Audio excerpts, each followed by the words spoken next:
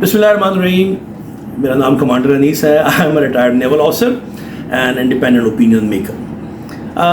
मैं बस एक वन सिंगल पॉइंट एजेंडा पे ये बात करना चाहता हूँ, दैट इज़ अबाउट अभी तक मैं जब देखता हूँ मीडिया में उसमें जिक्र आता है जी कि इंडियन नेवी ने बड़ा काम किया और उनकी वजह से पाकिस्तान नेवी जो है वो अपने उससे बाहर नहीं जा सकी। मैं पहले फ्रॉम द ऑनसेट डिस्क्लेमर दे दूँ कि what ever is my information is based on the open sources जो कि DGISPR की प्रेस कॉन्फ्रेंस में हुई हैं और जो अखबारों के अंदर आया। I am not privy to any information on this subject exclusively from any operational angle. I am just quoting open sources. तो INS विक्रांत पे बड़ी बात होती है कि INS विक्रांत जो है वो उसने ब्राह्मोस मार सकता था, लेकिन मिज़ाइल उसने ब्राह्मोस पाकिस्तान पे नहीं मारे। और वो जो उनके एक मेजर साहब हैं इंडिया के जो हमेशा कहते हैं कि दाग दो मिज़ाइल, दाग दो पाकिस्तान को तबाह कर दो, 15-20 मार दो, पोर्ट्स तबाह कर दो, let the Pakistani scream, Karachi तबाह हो जाएगा, ये कर देंगे वो कर देंगे। तो मैं सिर्फ ये एक क्लैरिटी देना चाहता हूँ कि INS Vikrant as per the open sources was loitering around Bombay and Kandla, जो कि साथ साथ है और बिल्कुल उनके साथ हैं और पाक कराची से बहुत दूर हैं, कोई 800-900 किलोमीटर के फासले पे वो हैं यहाँ। तो यहाँ से तो अटैक हो नहीं सकता।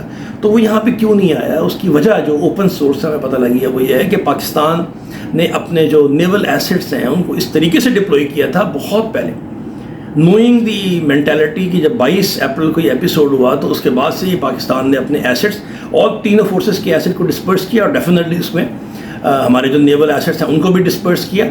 और जिस वक्त ये वाली एपिसोड शुरू हुई, रिपोर्टेडली विक्रांत जो है वो 23 अप्रैल को बाहर आ चुका था, which is a clear indication. देखें जब आप किसी एयरक्राफ्ट कैरियर को बाहर निकालते हैं, this I am telling you as a naval officer, retired naval officer, उसके पीछे पूरा का पूरा एक सिस्टम होता है। You can't just take an aircraft carrier outside. मतलब है कि ये 22 को एपिसोड हुआ और 23 को Vikrant was ready to sail. आप खुद समझदार हैं, एकदम कैसे निकल सकता है जहाज़, पूरा लॉजिस्टिक सिस्टम होता है, 4-5 दिन चाहिए। एक छोटे जहाज़ को बाहर निकालते हैं 24 घंटे चाहिए होते हैं उसके लॉजिस्टिक पूरे करने के लिए, तेल पानी। एनीहाउ विक्रांत बाहर निकला। रिपोर्टेडली विक्रांत जिसके अंदर के मोर देन 24 से 36 जहाज़ होने चाहिए, उसके ऊपर 8-10 जहाज़ थे। उसकी मशीनरी की इश्यूज़ हैं, वो पूरी तरह ऑपरेशनल नहीं है, जिसकी वजह से वो ज़्यादा आगे आ भी नहीं सकता था। और अगर वो आ भी सकता था, disposition of our forces surface and subsurface both, यानी जहाज़ नेवी के जो जहाज़ हैं हमारे वो और हमारी जो सबमरीन्स हैं उनके डिस्पोजिशन से मतलब है कि वो ऐसी जगहों पे थे कि जहाँ पे एक ऐसा थ्रेट था कि एयरक्राफ्ट कैरियर अगर आगे आएगा और अगर वो तबाह हो गया तो क्या होगा।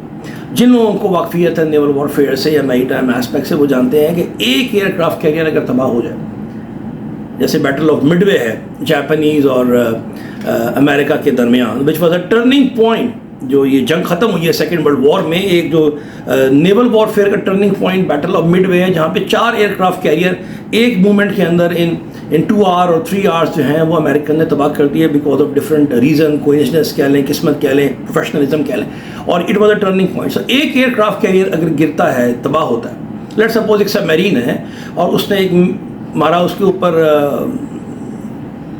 और उसकी वजह से वो तबाह हो गया, और लेट्स से कि जो दुश्मन के एसेट्स हैं उन्होंने उस सबमरीन को तबाह भी कर दिया, आपकी एक सबमरीन तबाह हो गई, इस फाइन, बड़े दुख की बात है। लेकिन जो एयरक्राफ्ट कैरियर गिरा है आपका, इससे जो एडवर्सरी है वो अपनी जंग वहीं पे हार जाता है। It's such a demotivating factor कि आप अंडरस्टैंड कर सकते हैं कि खबर क्या आएगी न्यूज़ के अंदर कि किसी भी मुल्क में, विक्रांत की बात कर रहा हूँ लेकिन मिसाल दे रहा हूँ कि वॉरफेयर की बात कर रहा हूँ। तो इसलिए इट इज़ जो एयरक्राफ्ट कैरियर है, it is both an asset and liability at the same time.